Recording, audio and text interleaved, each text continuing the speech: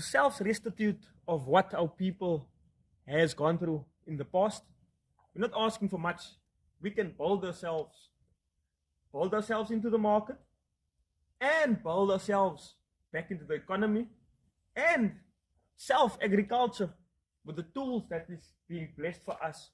Our land was removed and now we couldn't do any of this, but now we have opportunities from the blessings of NutriQuil, getting us these facilities that we can build. It's standing barren. So we have it now. All we need is the cash. 250 to 500,000 to R1,000,000 will be a blessing to rebuild our structures that is bestowed upon us by this people that is blessed us these facilities. I mean, coming from farming on a kraal that is still being attacked daily, Knoffelkraal, by the powers that be, to these facilities safe. All we need is a lift up.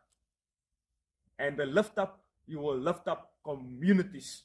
Under me, senior traditional leader, Kohokwa and Gainekwa, it's about 500 to 1,000,000 people or more. It's the whole of Cape Town. It's the biggest tribe in the Western Cape is the Kohokwa and the Gainekwa tribes. And they are the most people that was put in a total diaspora. The land was taken, the language was taken, and now made to work in a system where they can't because they don't have any produce or land to make produce.